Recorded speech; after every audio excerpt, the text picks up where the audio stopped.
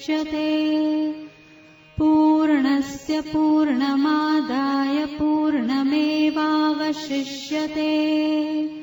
ॐ शान्ति शान्ति शान्तिः। ॐ पूर्णमदः पूर्णमिदं पूर्णात् पूर्णमुदच्यते पूर्णस्य पूर्णमादाय पूर्णमेवावशिष्यते। ॐ शान्ति शान्ति शान्तिः। शङ्करं शङ्कराचार्यं केशवं बादरायणं सूत्रभाष्यकृतौ वन्दे भगवन्तौ पुनः पुनः। ईश्वरो गुरुरात्मेति मूर्तिभेदविभागिने व्योमवद्व्याप्तदेहाय दक्षिणामूर्तये नमः। ॐ शान्ति शान्ति शान्ति। विश्रामदयी स्मृति गीता चिंतनमाला अंतर्गत अष्टावक्र गीता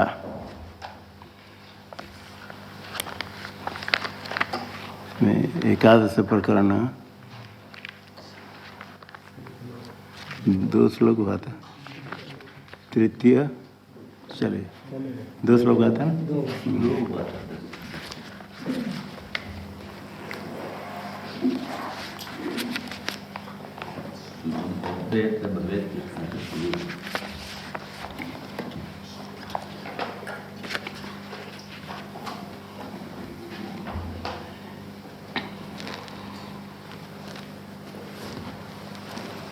ज्ञान प्राप्ति में ये वासना ही प्रतिबंधक है।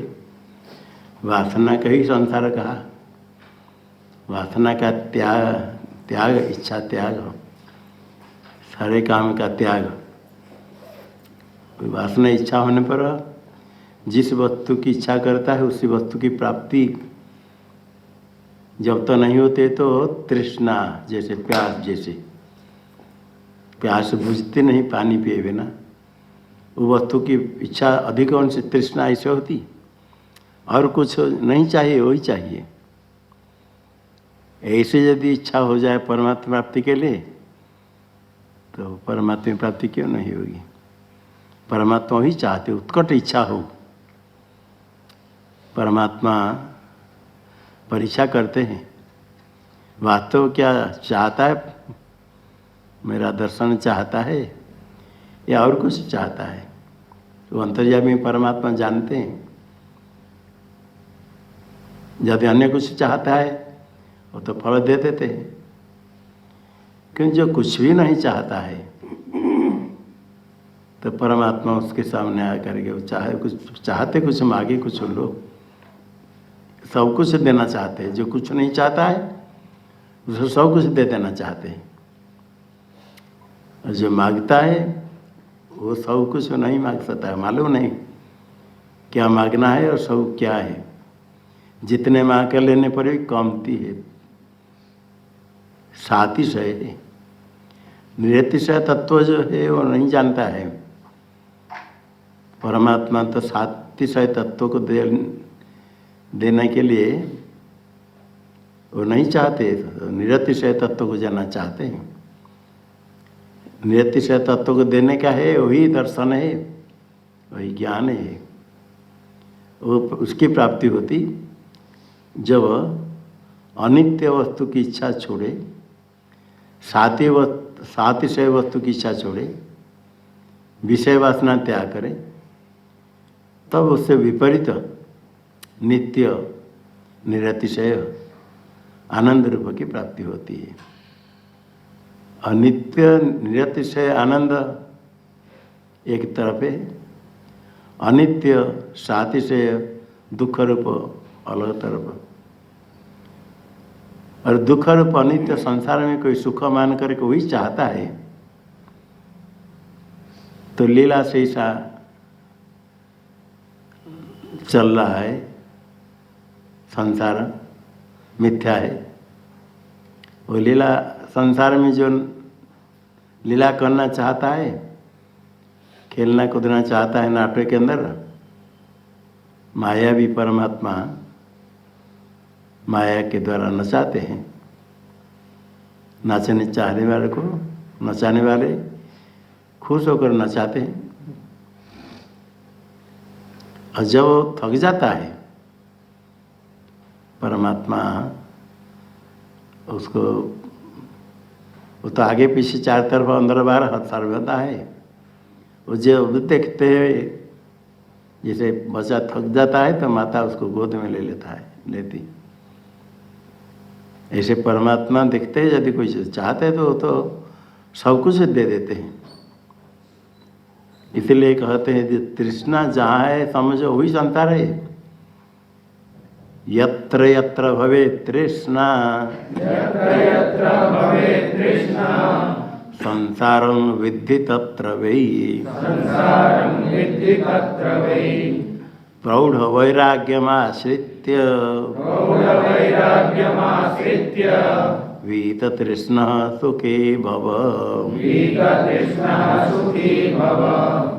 यत्र यत्र भवे तृष्णा संसारं विद्धि तत्र वै प्रौढ़वैराग्यमाश्रित्य वीत तृष्णा सुखी भव। यत्र यत्र तृष्णा भवेत् तत्र संसारं वै विद्धि तत्र वै संसारं विद्धि।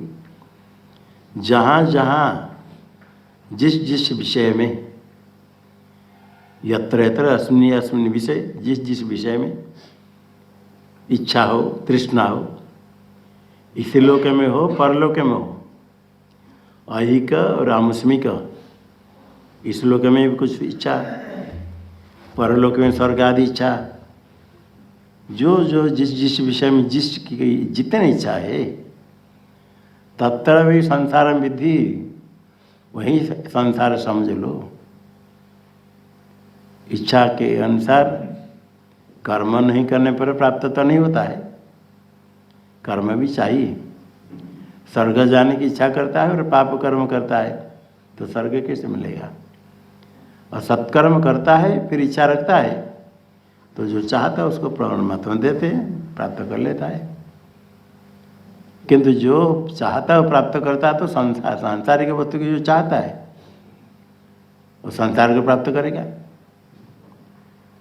संसार प्राप्त करेगा तो तृष्णा जिसकी है वहाँ संसार समझो भी संसार है, आगे संसार की प्राप्ति होती। संसार बंधन से जो छुटकारा, बंधन से मुक्त होना चाहता है, सांसारिक वस्तु को चाहता है तो बंधन से छुटकारा नहीं मिलेगी। संसार बंधन से छूटना चाहता है तो सांसारिक वस्तु की इच्छा नहीं करे। इच्छा नहीं करने का तो उसमें आसक्ति त्याग करना है। विगत रागवेश से विराग तस्य भाव वैराग्यम, राग का अभाव, किसी वस्तु में आसक्ति नहीं। शरीर जब है प्रारब्ध कर्म के अनुसार कुछ देह धारण के लिए भोजन आदि करना पड़ता है, कुछ व्यवहार करना पड़ता है, कुछ तो विषय ग्रहण करना होता है। जितने से विषय शरीर धारण हो जाए जिसके द्वारा परमात्मा का चिंतन हो सके। केवल भूखा रह करके चिंतन नहीं होगा, कुछ खाद्य भी आवश्यक होता है। इसे जितने आवश्यक है उससे अतिरिक्त विषय की इच्छा नहीं करे। अब प्रारब्ध के अनुसार जो प्राप्त होता है तो विषय तो ग्रहण होता है, और बहुत इच्छा करने पर भी कोई प्राप्त नहीं करता इस लोक में, क्योंकि जितने प्रारब्ध कर्म लेकर आया उसके फल को ही भोगना पड़ता है। हाँ, यदि परलोक के में सुख प्राप्ति की इच्छा करेगा तो शास्त्रीय शास्त्र भी तो कर्म करने पर ही प्राप्त करेगा। और शास्त्र भी तो पुण्य कर्म नहीं करके खाली इच्छा करने से नहीं मिलता है। तो मिलने पर भी स्वर्ग आदि सुख प्राप्त होने पर भी वो विचार करके ये स्वर्ग प्राप्त करने के बाद फिर नीचे आना पड़ता है। इसे यदि बंधन से मुक्त होना चाहता है तो कहीं भी इच्छा नहीं करेगी। विगत राग वैराग्य, और वैराग्य का विशेषण दिया प्रौढ़ वैराग्य। स्वल्प थोड़े बहुत वैराग्य तो होता है, एक श्मशान वैराग्य कहते हैं। कोई मर गया तो बड़े वैराग्य उस समय हो जाता है, थोड़ी देर के बाद कुछ नहीं।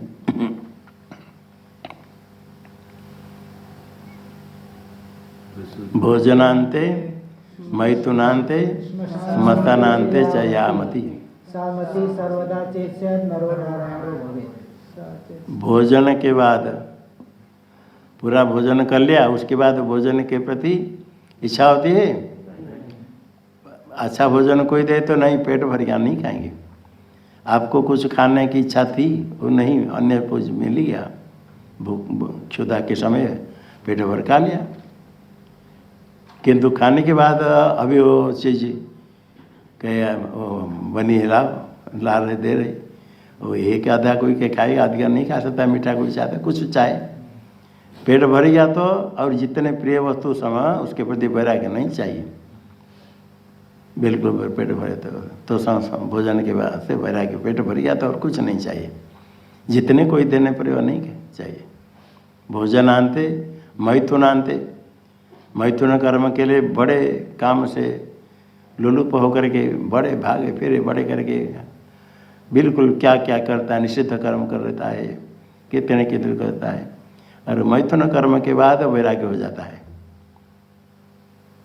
वो जैसे उस समय और वो कर्म के लिए इच्छा नहीं होती समय। श्मशान अंते च यामति, श्मशान के अंत में तो कोई मर गया, श्मशान तक गए तो उसको जला दिया, कुछ कर दिया, उस समय जो वैराग्य है, संसार से वैराग्य, उसे काम थोड़े समय के लिए, भोजन के थोड़ी देर बाद इच्छा नहीं, किंतु और थोड़ी देर बाद फिर खाने की इच्छा है। मैथुन के अंत में तुरंत वैराग्य, किंतु कुछ देर के बाद फिर श्मशान के पास थोड़ी देर वैराग्य, फिर आकर गए, फिर सारे संसार फिर सब इकट्ठी करना है। किंतु उस समय जो वैराग्य है, सामति सर्वदा चेष्यात्, ऐसे वैराग्य यदि हमेशा रहे, नरो नारायण भवेत्, ये मनुष्य नारायण रूप, वस्तुतः पारमार्थिक स्वरूप तो है ही ब्रह्म। ये इच्छा, विषय इच्छा करके विषय के पीछे भागते भागते अपने स्वरूप से दूर हट जाता है। यदि ऐसे वैराग्य दृढ़ हो जाए, वही प्रौढ़ है, वैराग्य दृढ़ और निरंतर लगातार रहे। कुछ दिन वैराग्य विरक्त हो गया, थोड़े दिन के बाद फिर सब संग्रह करने लगा, वो वैराग्य का वो वैराग्य नहीं है।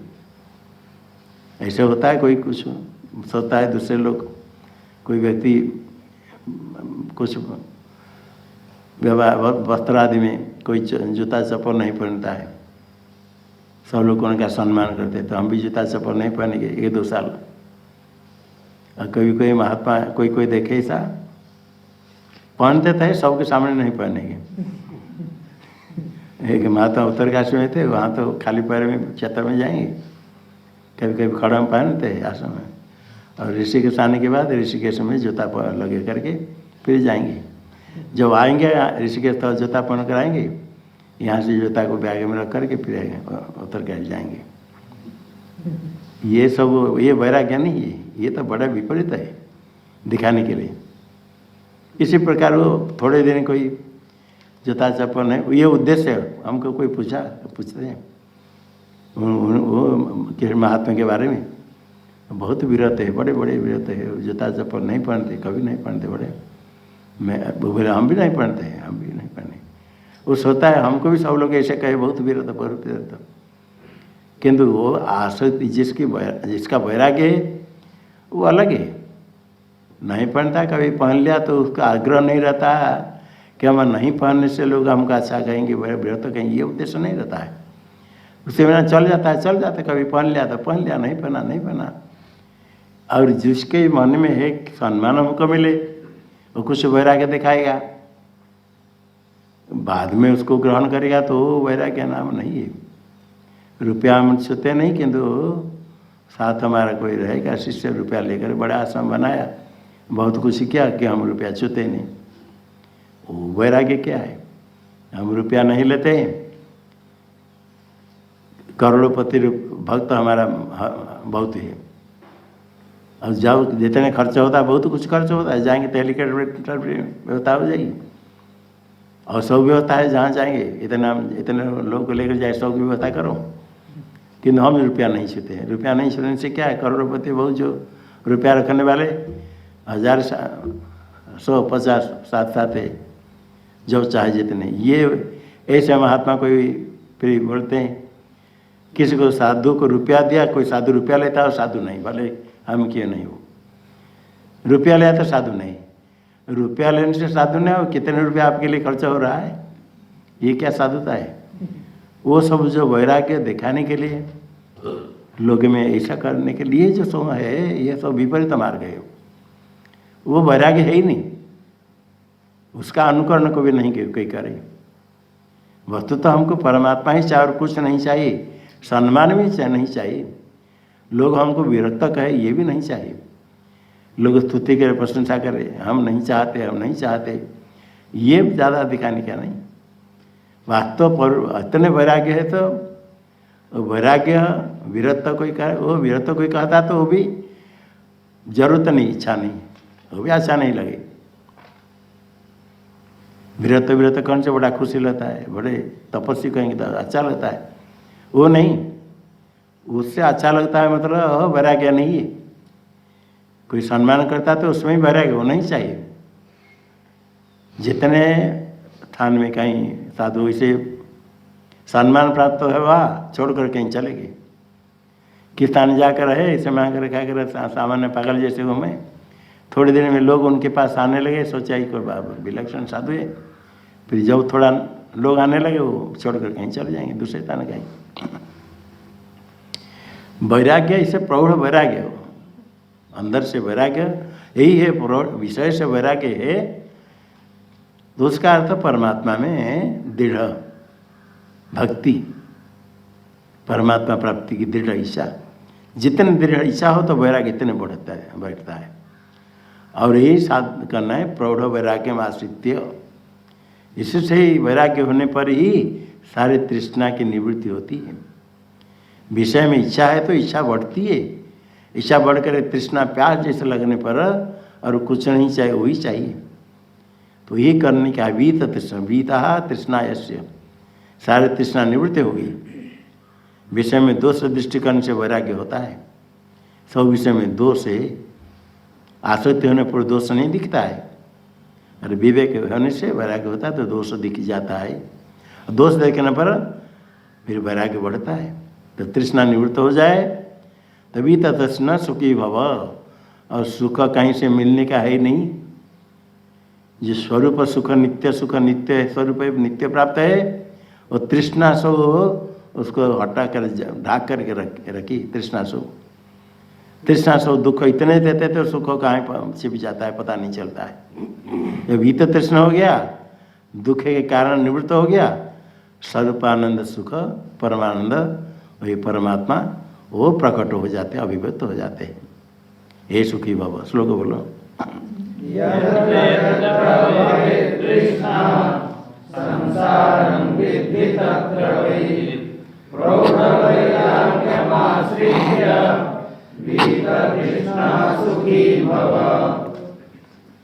तृष्णा मात्रात्मको बंधस,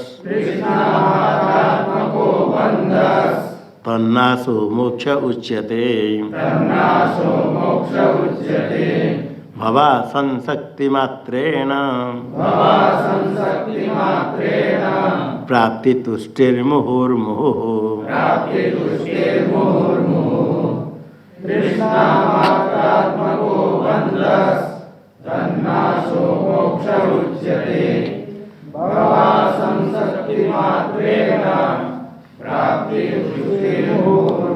तृष्णा मात्रम आत्मा यस्य बंधस्य।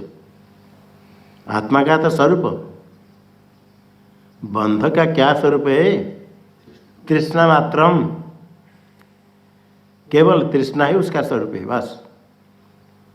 तृष्णा मात्रम, आत्मा का तो स्वरूप में से बंध से सबंध, तृष्णा मात्र आत्मक। बंध को जानने के लिए मान लो तृष्णा मात्र ही बंधन है बस, और कुछ नहीं। मात्र तृष्णा है वो तृष्णा ही बंधन है। और जितने तृष्णा अधिक बंधन इतने मजबूत है, इतने बद्ध है। और मोक्ष फिर क्या होगा? बंध निवृत्ति है मोक्ष, बंध का नाश है मोक्ष। तृष्णा मात्र यदि है बंध तो फिर मोक्ष क्या होगा? तन्नाशो मोक्ष उच्यते। तन्नाश तस्या नाश, तृष्णा है नाश। तृष्णा का नाश है मोक्ष। मोक्ष प्राप्त करने के लिए ढूंढना, जाना, भटकना अपने पास है बंधन, तृष्णा रूप बंधन, उसको छोड़ो, नाश ही मोक्ष है। कुछ बाहर सामग्री लाने का है ही नहीं। कुछ नाश करने के लिए घड़े बहुत जगह नाश करो तो दंड चाहिए, मुसल चाहिए। अच्छा कुछ रज्जु है छेदन करने के लिए तो चाकू चाहिए। कुछ करने के लिए हो तो कुछ साधन चाहिए। ये तृष्णा रूप है बंधन, उसका नाश करने के लिए कोई साधन नहीं है। अपने आप देखे कहाँ कहाँ तृष्णा है, वो तृष्णा का नाश करने का ही यही मोक्ष है। तृष्णा का नाश करेंगे तो कैसे? संतोष भवा संसक्ति मात्रेण मुहुर्मुहु प्राप्ति तुष्टि। भव है संसार, संसार में असंशक्ति मात्रेण, शक्ति संबंध राग, सम्यक सती संशक्ति, सम्यक राग असंशक्ति, बिल्कुल आसक्ति का अभाव। इस संसार में आसक्ति का अभाव। परमात्मा चाहे तो संसार नहीं चाहिए। अनेक जन्म चले गए, कितने भोग कर लिया, वही भोग की चाहे तो संसार को प्राप्त करेंगे। और सत्य आसक्ति का अभाव, अनासक्त इतने मात्र से और कुछ नहीं साधना चाहिए। आसक्ति त्याग मात्र, अनासक्ति मात्र है ना, सब कुछ प्राप्ति हो जाती है। प्राप्तिया तुष्टि, मुहुर्मुहु प्राप्ति, दृश्य प्राप्ति, सब कुछ प्राप्ति उनसे तुष्टि संतोष, और कुछ नहीं। सारे आसक्ति छोड़ दिया तो सब कुछ मिल जाता है। सब कुछ क्या है? एक स्वरूप की प्राप्ति होता है और कुछ नहीं। सब सर्वात्मक, सर्वात्मक आनंद की प्राप्ति, प्राप्तिया तुष्टि संतोष है। संतोष ही संतोष नहीं, जैसे विषय भोग करने से थोड़ी देर अच्छा लगता है, फिर और विषय की इच्छा है, ये नहीं। मुहुर्मुहुर प्रतिक्षण बार बार आनंद रूप ही है, और कुछ नहीं। आसक्ति के त्याग मात्र से सब कुछ प्राप्ति। परमात्मा परब्रह्म आनंद रूप नित्य प्राप्त है। उसकी प्राप्ति क्या? अप्राप्ति भ्रम की निवृत्ति, अप्राप्त तत्व की निवृत्ति। अप्राप्त भ्रम है, अप्राप्त आनंद नहीं, दुखी में दुखी हूँ। स्वरूप आनंद को छिपा करके बाहर आनंद में दुखी दुखी हो रहा है। बाहर इच्छा ही दुख है, इच्छा के छोड़ दिया तो दुख नहीं है। स्वरूप आनंद नित्य प्राप्त है, नित्य आनंद मुक्त संतोष होकर के। ये तो जब ज्ञान प्राप्त हो जाता है, स्वरूपानंद से संतोष है। ये साधक यदि इच्छा एक एक इच्छा छोड़े, स्वयं अनुभव करेगा बहुत इच्छा उनसे कितने दुख है, कितने बंधन है। जितने जितने इच्छा त्याग करे, इतने उतने संतोष उसको प्राप्त होता है। इसे साधक अनुभव करते हैं।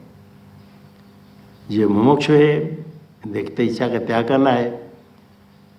साधना करने वाले केवल साधु नहीं, गृहस्थाश्रम में भी हो, बहुत इच्छा है, कुछ कुछ इच्छा धीरे धीरे जो छोड़ देते हैं, प्रसन्न होते, खुश होते। जितनी इच्छा कम, इतने खुश है। कोई व्यक्ति बहुत खुश है, उसके पास बहुत धन संपत्ति नहीं, किंतु बहुत प्रसन्न है। कोई व्यक्ति बड़े दुखी है, सब कुछ है उसके पास, फिर प्रसन्नता नहीं है। ऐसे बहुत लोग देखे सब कुछ है फिर अशांत है, तो शांति के लिए भटकते इधर उधर जाते हैं, क्या करेंगे? और खर्च करते, और रुपया इकट्ठे करते, इधर से जाते, किंतु कहाँ मिलेगी शांति? तो अपने स्वरूप, शांत स्वरूप अपना स्वरूप ही है। बाहर भटकने पर शांति बढ़ती नहीं, अशांति बढ़ती है, वासना बढ़ती है। वासना बढ़ने पर, वासना बढ़ने से अशांति बढ़ेगी, दुख बढ़ेगा। विचार कर जो छोड़ देता है, सोचता है ये सब कुछ नहीं, अभी जन्म से लेकर कितने प्रकार भोग कर लिया, भोग करके कभी कोई तृप्त नहीं हुआ है और इच्छा बढ़ती है। इसलिए जो वह आसक्ति का त्याग कर लेता है, बस नित्य आनंद प्राप्ति, मोह आनंद स्वरूप में रहता है। साधन काल में भी जितने जितने इच्छा का त्याग कर इतने इतने सुख है, वो अनुभव हो जाता है, समझता है। और कोई संकल्प है, कोई इच्छा है तो उसको छोड़े। थोड़ा छोड़ने के बाद जितने अपेक्षा है, किसी से कुछ अपेक्षा है, वही दुख का कारण। किसी से अपेक्षा नहीं करे, अपना प्रारब्ध है, परमात्मा के भरोसे में रहे। जो प्रारब्ध कर्म में वही मिलेगा, जो परमात्मा देते, जो देते वही ठीक है। इतने करके निर्भर करता है तो स्वयं सामान्य साधक भी प्रसन्न हो जाता है। सामान्य लोग में वही प्रसन्न होते हैं, जो मिलता है वो ठीक है, परमात्मा जो देते, जो हमारा भाग्य में। बहुत तो नहीं जानते, कहते जो हमारा भाग्य में वो ठीक है, क्या करना है। और देखते कोई प्रसन्न होने वाला है, देखता है हमको जो मिला इतने भी सबको नहीं मिलता है। दुखे दुखाधिकान पश्चेत, सुखे सुखाधिकान पश्चेत, दुखे पश्चेत दुखाधिकान। सुख मिलता है तो देखो हमसे कितने सुखी है, धन संपत्ति सम्मान मिलेगा, उसे भी कितने सुखी है, कितने सम्मान प्राप्त करने वाले। फिर ये अपने न प्रहिष्येत प्रियम प्राप्य, और जितने दुख प्राप्त होता है, दुख मिलते समय दुखाधिकार पश्चित, अधिक दुख भोगने वाले बहुत ही। हमको जितने मिलता है उससे कितने दुख भोगने वाले, उसको देख करके स्वयं प्रसन्न रहे। यही करने से ही अधिक प्राप्ति की इच्छा नहीं, दुख होने पर सहन कर लेना है। थोड़े दुख मिला है, इससे भी कितने दुख भोगने वाले, कितने दुख भोगते हैं। ये विचार करके जो प्राप्त होता है उसको ग्रहण कर ले, स्वीकार कर ले, परमात्मा के भरोसे में रहे। इसी से ही परमानंद की प्राप्ति होती है। ये साधन है, कुछ करना नहीं पड़ता है। जो मिलता है उसके ऊपर उसमें संतोष, अपना भाग्य समझ करके। साधारण लोग में बहुत नहीं जानने वाले इतने कहते हमारे भाग्य में है, क्या करेंगे, इतने कह करके बस हो गया, जो मिलता है ठीक, चलो जैसा क्या करें, हमारा भाग्य है, हमारे भाग्य ऐसे समझ करके कहा बस, इतने बहुत ज़्यादा नहीं। बहुत जानने वाले, बहुत सोचने वाले, बहुत अनुसंपत्ति पति वाले, और सोचता और सोचता और कैसे मिले, इसमें ये करके दुखी बहुत होता है। हाँ, श्लोक बोलो। कृष्णात्मको बन्धस् तन्नाशो मोक्ष उच्यते भवासंशक्तिमात्रेण प्राप्ति तुष्टिर्मुहुर्मुहुः। इच्छा का त्याग, तृष्णा का त्याग कैसे करना, क्या करना है बताते, साधन बताते हैं। जो चाहता है प्राप्त आगे बढ़ने के लिए, साधन सब शास्त्र में है, परमात्मा बताते हैं। वही परमात्मा ही गुरु से प्रकट होकर बताते। तमेकश्चेतन शुद्धो जड़म विश्वमसत्तथा अविद्यापि न किंचित् सा का बुभुत्सा तथापि ते।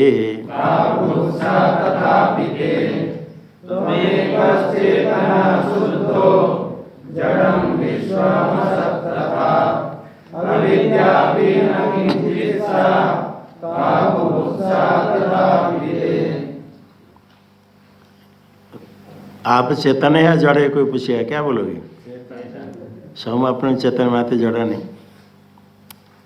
अब एक ही चेतन है, सदैव समय इदमग्र आसीत एकमेव द्वितीयम्।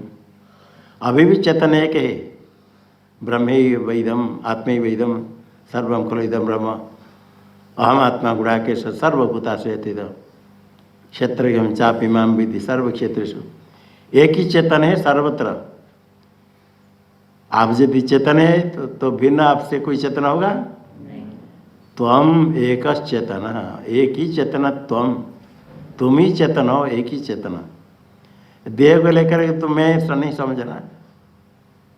जो चेतन एक है सर्वभूता से स्थित, सारे भूत के हृदय में स्थित है, व्यापक है, आपसे भिन्न कुछ भी नहीं है। स्वप्न देखते समय बहुत पदार्थ दिखने पर भी आपसे भिन्न कोई नहीं है। और स्वप्न प्रपंच में जो देह आपका दिखता है, आपसे भिन्न जड़ चेतन दिखते हैं। मकान, रास्ता, यान वाहन, समुद्र, पर्वत जितने दिखते हैं कुछ भी नहीं। वो स्वप्न को देखने वाला आप है जो जागृत अवस्था को आ जाता है। स्वप्न के पदार्थ कुछ नहीं लाता है। शुद्ध सपने में पाप पुण्य कुछ किया, जगते समय उसमें से पाप लाता है पुण्य लाता है? कुछ नहीं। सपना पदार्थ कुछ नहीं। सपने में कहीं चलते समय पैर में कीचड़ लग गया, शरीर में अशुद्ध कुछ हो गया, उठने का सपने से जग गया तो क्या कीचड़ है? स्नान करना पड़ेगा, पैर धोना पड़ेगा? शुद्ध है। त्वमेक चेतन शुद्ध। ये सपना प्रपंच से अशुद्धि नहीं आती तुम्हारे स्वरूप में। इसी प्रकार जागृत प्रपंच में जितनी भी अशुद्धि हो, वो अशुद्धि के साथ तुम्हारा कोई संबंध नहीं है। तुम असंग हो, असंग सर्वव्यापक, एक ही चेतन हुई शुद्ध है। और तुमसे भिन्न जितने विश्वम जड़म, सारे जगत जड़ है, चेतन से भिन्न। आत्मा से भिन्न क्या होगा? अनात्मा, जड़ है। चित्त से भिन्न अचित है, जड़ है। और जो जड़ है वो सत नहीं, जो चेतन है वो सत है। सदैव सौम्य नाभाव विद्यते सतः। जो परिच्छन है वो सत नहीं है। जो परिच्छन है, देश परिच्छन, काल परिच्छन, वस्तु परिच्छन, सब सत नहीं, असत है, तुच्छ है। तुच्छ का अर्थ बंध्या पुत्र नहीं, दिखता है तो तुच्छ नहीं, तो सत असत से भिन्न विलक्षण। असत्य का अर्थ मिथ्या, असतता। और जो अविद्या से जगत बना, अविद्या से जगत, अज्ञान अज्ञान कहते वस्तु तो तुम्हारे आत्म स्वरूप में अविद्या नामक कोई पदार्थ वास्तव है ही नहीं। मिथ्या प्रपंच को देखते हैं तो उसका कारण की कल्पना करते, अविद्या कारण है, कार्य दिखता है तो उसका कारण होना चाहिए। जब एक ही शुद्ध चिन्ह मात्र है, आपसे भिन्न कोई जगत है ही नहीं, तो किसका कारण की कल्पना करना है? कार्य कुछ है तो कारण नहीं। इसलिए जो अविद्या अविद्या कहते हैं, सा न किंचित, या अविद्या सा न किंचित, न किंचित, किंचित न, उसको कुछ नहीं कर सकते। सत्य भी नहीं कर सकते, असत्य भी नहीं कर सकते, दुभय नहीं कर सकते। वो भी अनिर्वचनीय मिथ्या है, कल्पित है। अविद्या भी अध्यस्त कल्पित है। अविद्या का कार्य करता है, अविद्या कल्पित से किंचित न, अनिर्वचनीय सा। और भिन्न कुछ है ही नहीं आपसे। अभी किसको जानने की इच्छा बताओ? जड़ को जानना है, जो अनिर्वचन अविद्या उसको जानना है। और आपसे भिन्न कोई चेतन है उसको जानने के लिए नान्य अतोस्ति दृष्टा श्रोता मनता, चेतन दूसरा ही नहीं। ये जो समझ लिया तथापि ते का बुभुत्सा, फिर बोधुम इच्छा, क्या जानने की इच्छा, क्या देखने की इच्छा, क्या करने की इच्छा है? ये समझ लिया तो एक ही तत्व, एक ही क्षेत्र के शास्त्र प्रमाण है, ईश्वर वाक्य प्रमाण है, श्रुति प्रमाण है, एक अद्वितीय स्वप्न दृष्टांत से युक्ति से सिद्ध होता है। पूरा स्वप्न प्रपंच में एक मैं ही हूँ और वह सब कुछ नहीं। मैं क्या था ना, स्वप्न शरीर वाला नहीं। स्वप्न शरीर तो स्वप्न प्रपंच में जगने के बाद वो स्वप्न शरीर नहीं रहता है। जो चिद रूप है, चेतन स्वप्न का दृष्टा है, वही सत्य है, वही जागृत का भी दृष्टा है। जागृत स्वप्न सुषुप्ति तीनों को जानने वाला चिद रूप है, वही चेतन है, वही शुद्ध है। शुद्ध से किसी अवस्था के साथ उसका संबंध होता नहीं। यदि संबंध होता तो जगने पर वो सब आना चाहिए, नहीं रहता, संबंध नहीं रहता है। ये समझ लिया तो और किसको जानने की इच्छा है, अपने से क्या है ना। बहुत सा मोक्ष की इच्छा छोड़ो, मुमुक्षा, और एक अद्वितीय तत्व समझ लिया तो और बुभुक्षुरपि न दृश्यते, बुभुक्षुरपि दृश्यते। किंतु जो बोध हो गया, समझ लिया, तो भोग मोक्ष निराकांक्षा दुर्लभ ही महाशय। श्लोक बोलो।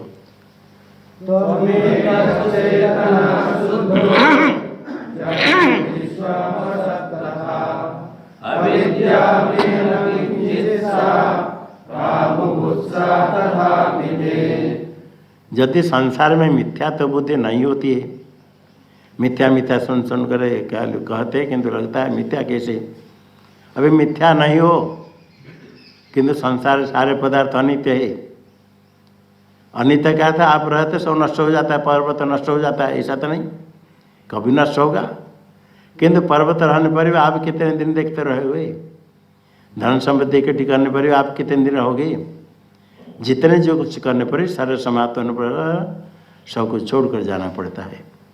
जिसमें आसक्ति करते हो वो आसक्ति कर जिसको सब पदार्थ छोड़कर जाना पड़ेगा। ये एक जन्म में अभी छोड़ना, इसके पहले भी कितने जन्म हो गए, कितने जन्म में क्या क्या सब छोड़ कर आया। अभी कुछ नहीं, खाली हाथ आते समय खाली हाथ, जाते समय खाली हाथ, इकट्ठी करता है और मेरा अपना, मेरा मेरा मैं मेरा करते करते मर जाता है। मेरा मेरा करे मरा, मर करे फिर जन्म, फिर कहीं मेरा मेरा क्या। यही कहते राज्यम सुतः कलत्राणि शरीराणि सुखानि च संसक्तस्यापि नष्टानि तव जन्मनि जन्मनि। राज्यं सुतः कलत्राणि शरीराणि सुखानि च संसक्तस्यापि नष्टानि तव जन्मनि जन्मनि।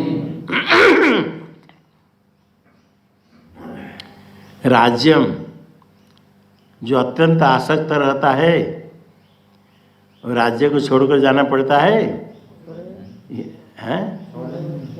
जंगल जाने के लिए नहीं, स्मशान हो जाएगा, जंगल नहीं जाएगा, स्मशान नहीं जाएगा, राज्य को छोड़कर जाना नहीं पड़ता है। अब पुत्र बहुत है, बहुत पुत्र है तो नष्ट हो जाते हैं, पुत्र मरते नहीं, पुत्र जीवित है तो अपन तो छोड़कर चला गया, वो नष्ट हो, चल जाने का तो पुत्र कैसे आए। ऐसे कलत्राणि, एक ही पत्नी कलत्र हो, कितने जन्म में कितने पत्नी को छोड़कर आया।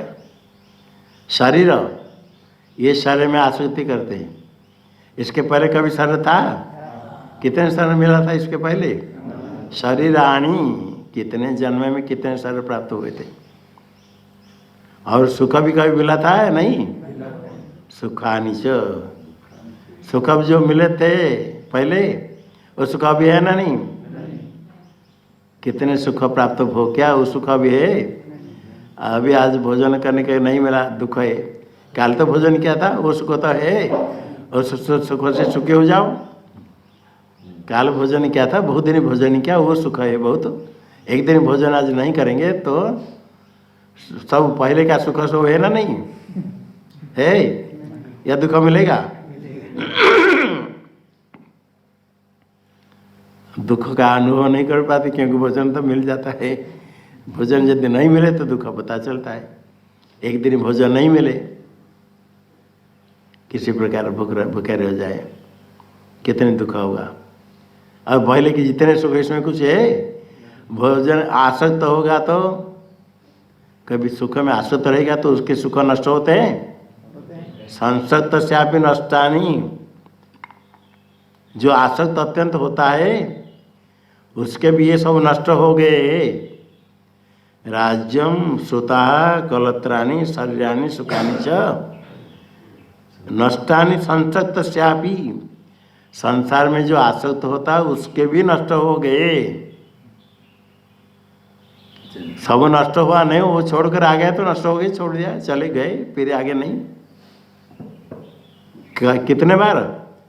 तब जन्मनि जन्मनि, प्रत्येक जन्म में, एक जन्म में नहीं, कितने जन्म हो गए अनादिकाल से हिसाब करो।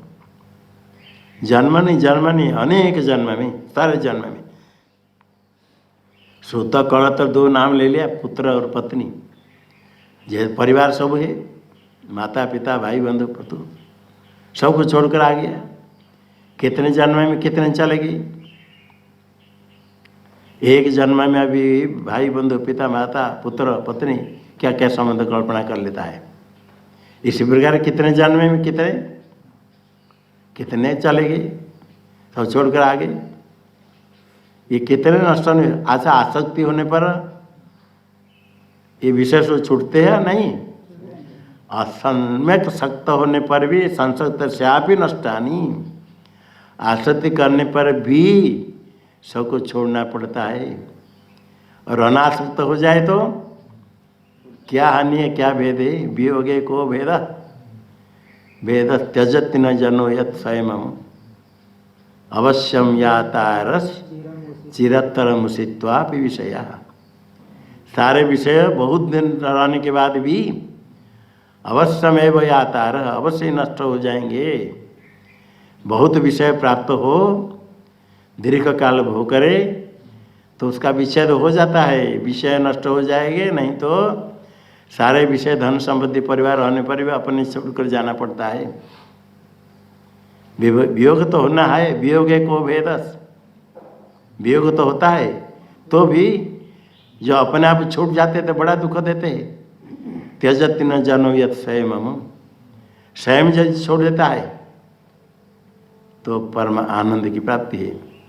व्रजंत स्वातंत्र्या दतुल परितापाय विषया स्वयं त्यक्त्वा हेते समसुखम अनंतम विदधति।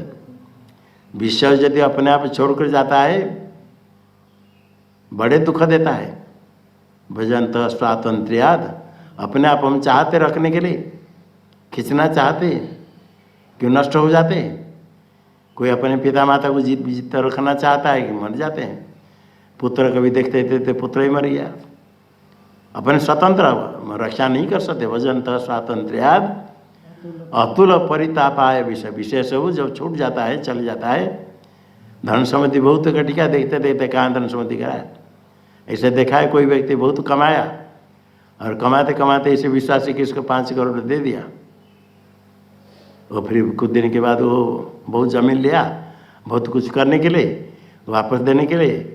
और ज़मीन बिक्री होगा, कुछ करेंगे तो वापस करेंगे, थोड़े दिन के बाद नहीं हो पाया, बाद में लोभ हो गया, बाद में दिया नहीं, देंगे देंगे करके कुछ दिन तक कह दिया देंगे देंगे देंगे, फिर बाद में और वो कुछ बोल दिया और नहीं देंगे, गया ऐसे ऐसे कमाया, देखते देखते गया, चला गया। और दुखी होकर बैठा, उसके पीछे और कितने खर्च कर रहा है और नहीं मिलता है, दुखी कितने। व्रजंत स्वातंत्र्याद, धन भी जो जाने का समय तक किस प्रकार चला जाता है। ये लक्ष्मी है, लक्ष्मी तो ये तरंग चंचल, चंचल है इसका नाम। ये जो चल जाता है अतुल परिता, बड़े दुख देता है। और वियोग होता है तो क्या स्वयं छोड़ दे, स्वयं छोड़कर राजा महाराज छोड़कर चले जाते थे तप करने के लिए। अभी भी कई सौ धन समय छोड़कर चले जाते, साधु बन जाते हैं। स्वयं त्यक्त्वा है थे, ये स्वयं छोड़ जाता है समाम सुखम, अनंत सुख देने वाली। इसे संसत से आप नष्टानी तब जन्मनि जन्मनि। ये मिथ्या तो बुद्धि नहीं होती तो मिथ्या चिंता नहीं करो, समझो छोड़कर जाना है। और इसमें कितने छोड़कर गए, जिस परिवार में आसक्त है इस परिवार भी कितने छोड़कर गए, जिस शरीर में आसक्त है इस शरीर भी कितने छोड़कर आए, राज्य मकान आदि छोड़कर कितना आए, शरीर सुख भी कितने भोगा, बहुत कितने स्वर्ग में, कितने करोड़ बार स्वर्ग में जा कर के रह करके आए। सब प्रकार सुख सम्मान बहुत भोग कर लिया। ये नष्ट हो गया, आसक्त होने पर भी नष्ट हो गए। अभी अनासक्त हो जाओ, छोड़ना तो है, आसक्ति करने पर भी छोड़ना है। अनासक्त हो जाए और कुछ नहीं चाहे, बहुत भोग हो गया, एक परमात्मा की प्राप्ति नहीं, बाकी सब प्रकार भोगभूत हो गया। अब और कोई भोग नहीं चाहिए। ये करने पर परमानंद की प्राप्ति होती, संसार बंधन का नाश होता है। हाँ, श्लोक बोलो। शरीराणि सुखानि च संसक्तस्यापि नष्टानि तव जन्मनि जन्मनि अलमर्थेन कामेन सुकृतेनापि कर्मणा एभ्यः संसारकान्तारे न विश्रान्तिमभून्मनः।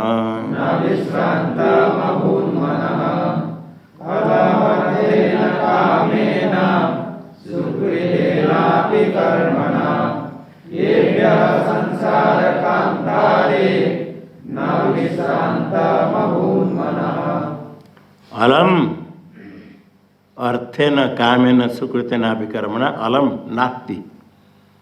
बहुत हो गया, धन से क्या प्रयोजन है। कभी धन से कोई सुखी हो गया, मन शांत हो गया, कभी नहीं हुआ।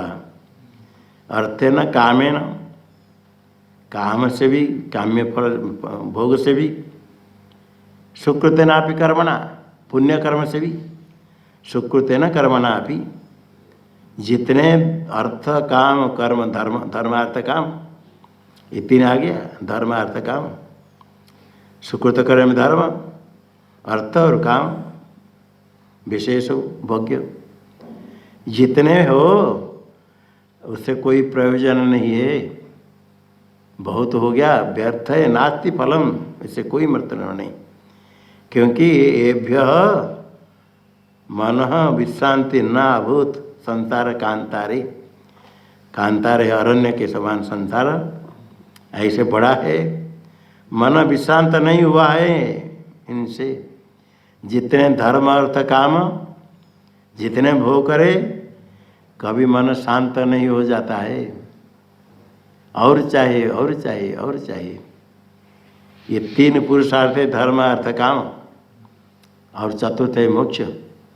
तीन पुरुषार्थ में यदि तृप्ति हो जाए, समझ ले, ये तीनों जितने मिलने पर भी मन शांत नहीं होता है, विश्रांत नहीं होता है, संतोष नहीं होता है।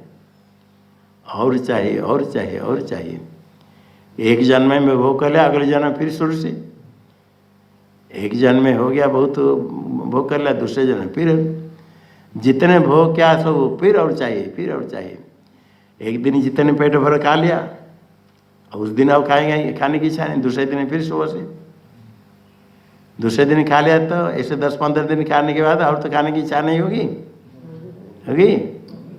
10-15 साल खा लेने के बाद तो इच्छा थोड़ी छूट जाएगी। कितने साल कितने खा लिए, थोड़ा हिसाब करो। बैठ करके कॉफ़ी पीने वाले कितने कॉफ़ी पिया, हिसाब करो। घी खाने वाले कितने घी खाए, चीनी मीठा खाने वाले, दूध पीने वाले कितने पी लिया, रोटी चावल भात कितने खाए, सब्जी खा लिया। ऐसे हिसाब करेंगे ना। आप अकेले जितने खाए अभी तक इस जन्म में, इतने रखने की जगह नहीं मिलेगा, कमरा भी तो नहीं मिलेगा, नहीं मिलेगा। हिसाब करना कभी बैठ करके। एक दिन में कितने भोजन होता है, महीना में कितना होता है, साल में कितना होता है, कितने साल हो गए। जितने सब लोगों ने जितने खाया सब इकट्ठी करेंगे तो रखने की जगह मिलेगा। पृथ्वी के ऊपर बाहर हो जाएगा, पृथ्वी संभाल नहीं पाएगी इतने वजन। ये संसार का अंतर है, मन विश्रांत नहीं हुआ, जिससे शांति को प्राप्ति नहीं हुई, फिर उससे क्या प्रयोजन, क्यों फिर इकट्ठी करना, फिर क्यों करना। इसे बहुत होने के बाद भी कुछ नहीं हुआ, शांत नहीं हुआ, इसे व्यर्थ है, इसे कोई प्रयोजन नहीं है। ये तीनों पुरुषार्थ से वैराग्य को कोई जरूरत नहीं। तो एक चतुर्थ पुरुषार्थ मोक्ष, और अपना आप मोक्ष, अपना स्वरूप है, मुक्त स्वरूप है, मोक्ष नित्य प्राप्त है। हाँ, श्लोक बोलो।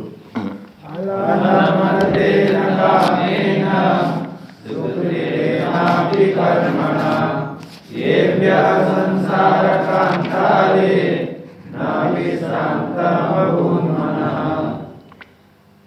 वही विचार करें, संसार में मिथ्या तो बुद्धि नहीं हो तो सारे संसार को छोड़कर जाना पड़ता है।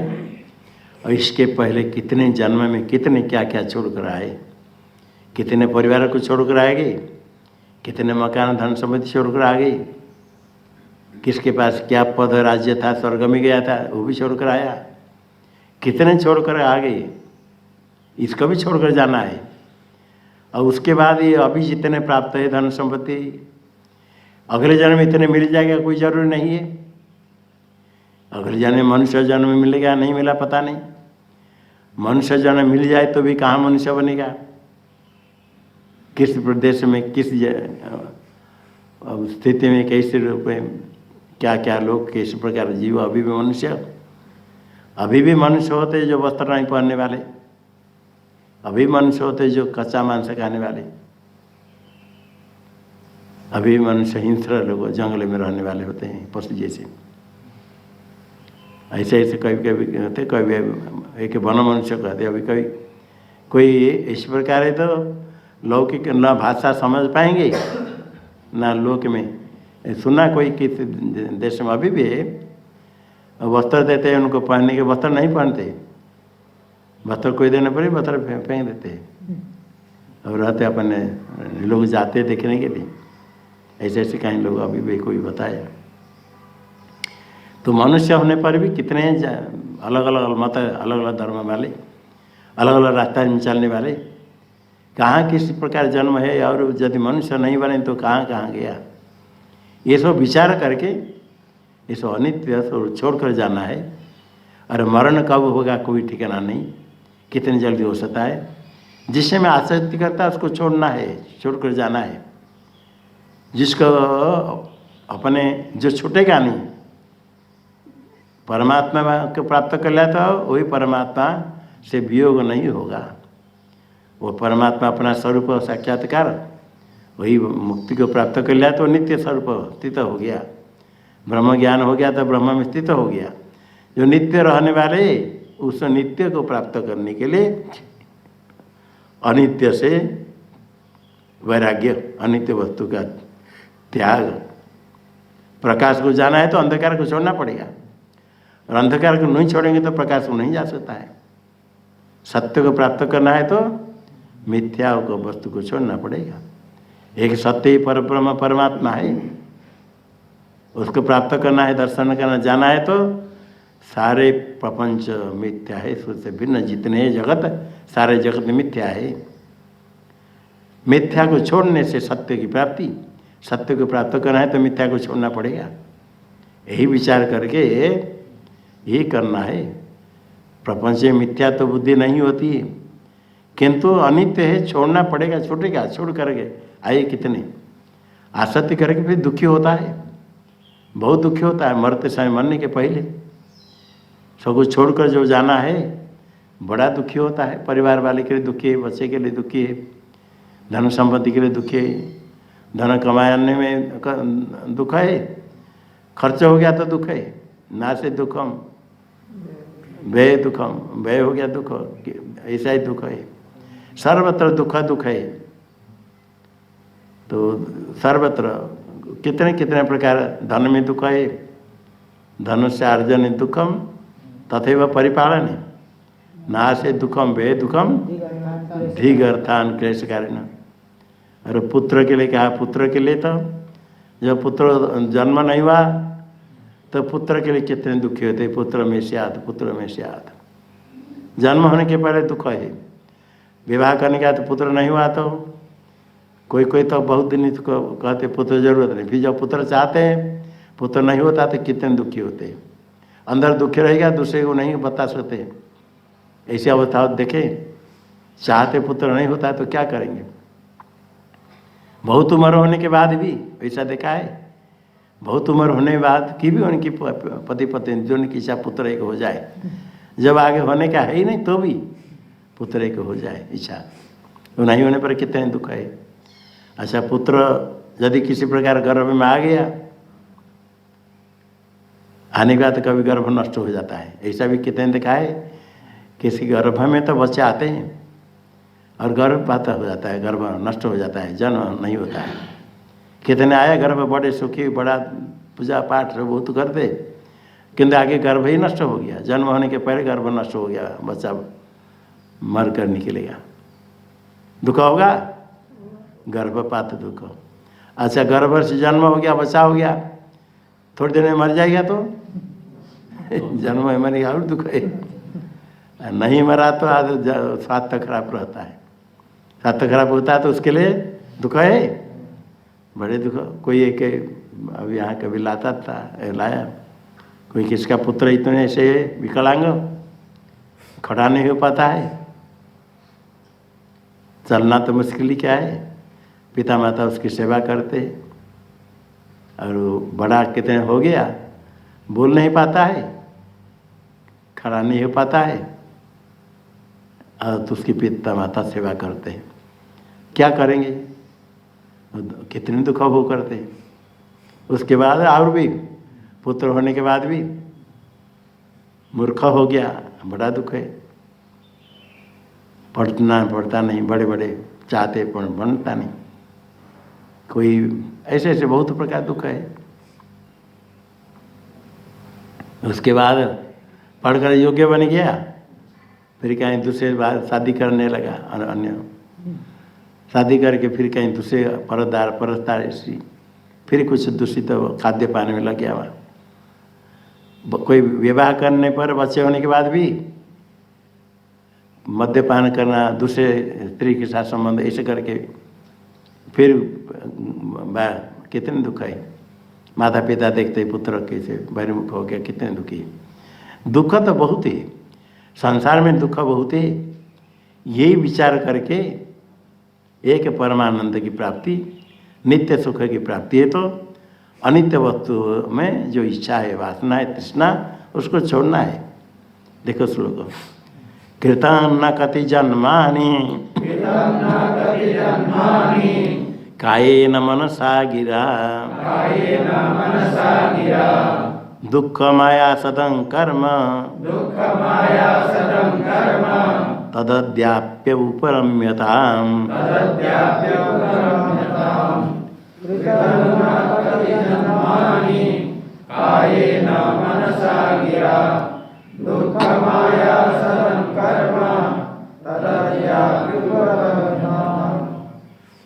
कृतम न कति जन्मानि, कितने जन्म चले गए, कायेन मनसा गिरा कर्म कृतानि, कति जन्मानि, कितने जन्म शरीर मन इंद्रिय के द्वारा आयासदम दुखम कर्म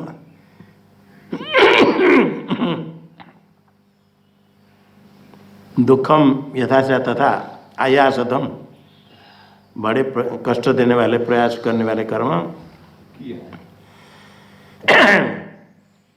किया है। कितने जन्म में कर्म किया, कितने जन्म में सब कर्म किया है, कर्म किया कभी सब पुण्य कर्म भी कितने जन्म में कर लिया है। शरीर के द्वारा, मन के द्वारा, इंद्रिय के द्वारा जो दुख, बड़ा प्रयास करना पड़ता है और दुख देने वाला है। बहुत पुण्य कर्म करता है तो भी फिर दुख होना पड़ता है। कितने कर्म क्या, न कर्म न कृतम, क्या नहीं किया। तद अद्यापि उपरम्यता, ऐसे विचार करके अभी ऊपर तो हो जाओ, कर्म पाप कर्म से पुण्य कर्म से छोड़ो, एक परमात्मा के चिंतन करो। अभी तो कम से कम ऊपर तो हो जाओ। इसी जन्म में कितने कर्म कर लिया, धन कमाने वाले सोचे कितने धन कमा लिया, कितने घूम लिया, कितने देख लिया, कितने कर लिया, बहुत इसी प्रकार कितने जन्म कर करके छोड़ कर आए। अभी विचार करो, अद्यापि अभी भी कम से कम अभी समय है, जितने समय रहा अभी तो ऊपर तो हो जाओ। जो हो गया छोड़ो, जितने हो गया छोड़ो, उसको छोड़ करके अभी परमात्मा की ओर मुड़ जाओ। परमात्मा चाहिए और कुछ नहीं चाहिए।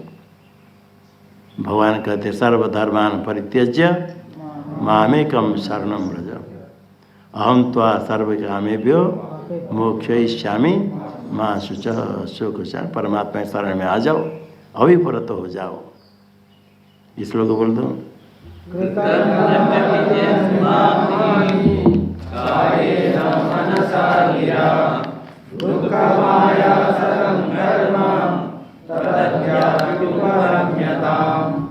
ओम शन्नो मित्रः शं वरुणः शन्नो भवत्वर्यमा शन्न इन्द्रो बृहस्पतिः शन्नो विष्णुरुक्रमः नमो ब्रह्मणे नमस्ते वायो त्वमेव प्रत्यक्षं ब्रह्मासि त्वमेव प्रत्यक्षं ब्रह्मावादिशं ऋतमवादिशं सत्यमवादिशं तन्मावेत् तद्भक्तारमावेत् आवेन्मावेद्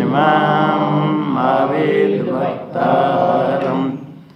ओम शांति शांति शांति। ओम सहनाववतु सहनौ भुनक्तु सह वीर्यं करवावहै तेजस्विनावधीतमस्तु मा विद्विषावहै। ओम शांति शांति शांति। ओम यस्छन्दसां ऋषभो विश्वरूपः छन्दोभ्योऽजमृतास्तं बभूव समेन्द्रो मेधया स्पृणोतु अमृतस्य देवधारणो भूयाशं शरीरं मे विचर्षणं जिह्वा मे मधुमत्तमा कर्णाभ्यां भूरिविश्रुवं ब्रह्मणः कोशोऽसि मेधया पीतः श्रुतं मे गोपाय। ओम शांति शांति शांति।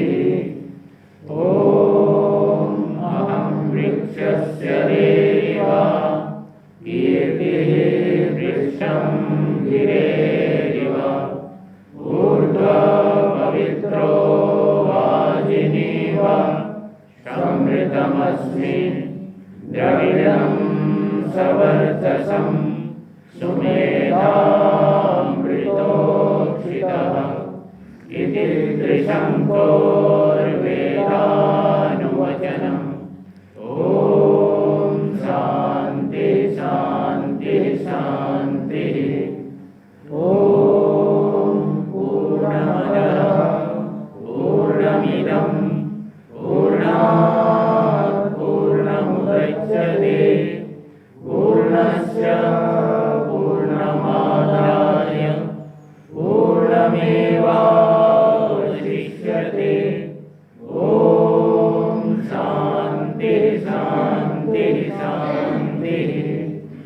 ओम आप्यायन्तु ममाङ्गानि वाक्प्राणश्चक्षुश्रोत्रमथो बलमिन्द्रियाणि च सर्वाणि सर्वं ब्रह्मोपनिषदं माहं ब्रह्म निराकुर्यां मा ब्रह्म निराकरोद निराकरणमस्त्वनिराकरणं मे अस्तु तदात्मनि निरते य उपनिषत्सु धर्मास्ते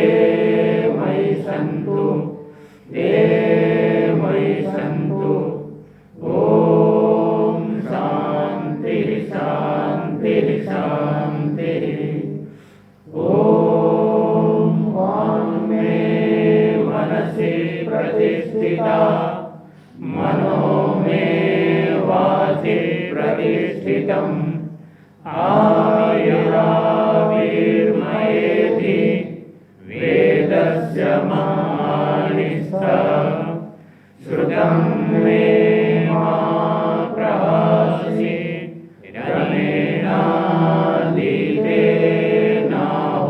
रमेणादितेनाहोरात्रान् सन्ददामि ऋतं वदिष्यामि सत्यं वदिष्यामि तन्मामवतु तद्वक्तारमवतु अवतु माम् अवतु वक्तारम् ॐ शान्तिः शान्तिः शान्तिः ॐ भद्रं नो अभिवादयमनः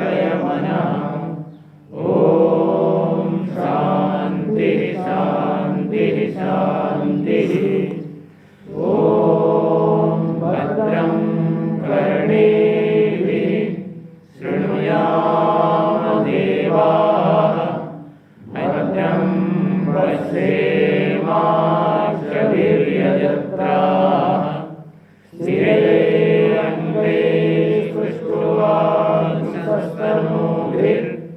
स्थिरैरङ्गैस्तुष्ट्वांसस्तनूभिर्व्यसेम देवहितं यदायुः स्वस्ति न इन्द्रो वृद्धश्रवाः स्वस्ति नः पूषा विश्ववेदाः स्वस्ति नस्तार्क्ष्यो अरिष्टनेमिः स्वस्ति नो बृहस्पतिर्दधातु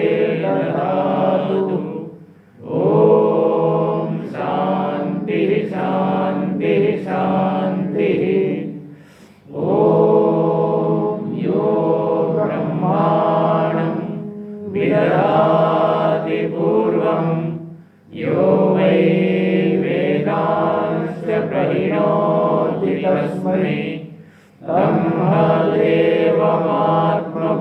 ब्रह्मदेवमात्मबुद्धिप्रकाशं मुमुक्षुर्वै शरणमहं प्रपद्ये ॐ शान्तिः शान्तिः शान्तिः ॐ नमो ब्रह्मादिभ्यो ब्रह्मविद्या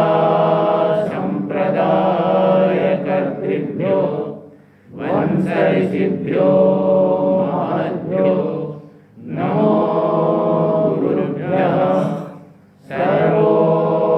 सर्वोपप्लवरहितः प्रज्ञानघनः प्रत्यगर्थो ब्रह्मैवाहमस्मि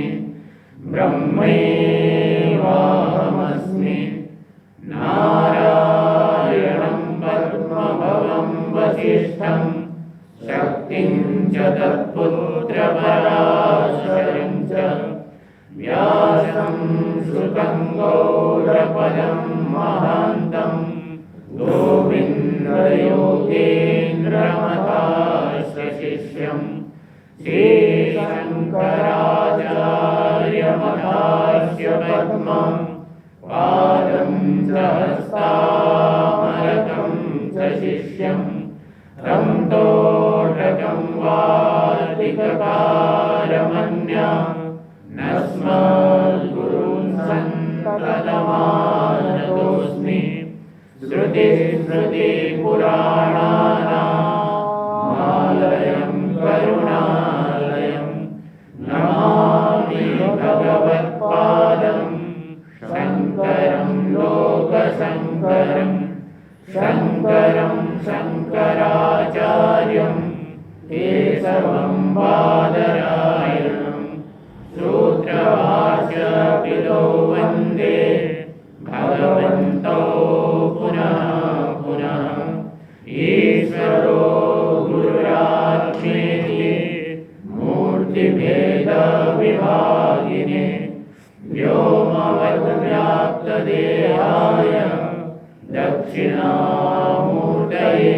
नमः ॐ शान्ति शान्ति शान्ति शान्तिः अशुभानि निराचष्टे तनोति शुभसन्ततिं स्मृतिमात्रेण यत्पुंसां ब्रह्म तन्मङ्गलं परम् अधिकल्याणरूपत्वात् नित्यकल्याणसंश्रयात् मन्त्रिणां वरदत्वात् च ब्रह्म तन्मङ्गलं विदुः ओङ्कारश्चाथ शब्दश्च द्वावीतौ ब्रह्मणा पुरा कण्ठं भित्त्वा विनिर्यातो तस्मान् माङ्गलिकावुः तस्मान् माङ्गलिकावुभाविः यैर्मे गुरुभिः पूर्वं पदवाक्यप्रमाणतः व्याख्यातः सर्ववेदान्तास्तान् नित्यं प्रणतोऽस्म्यहम् ॐ नमः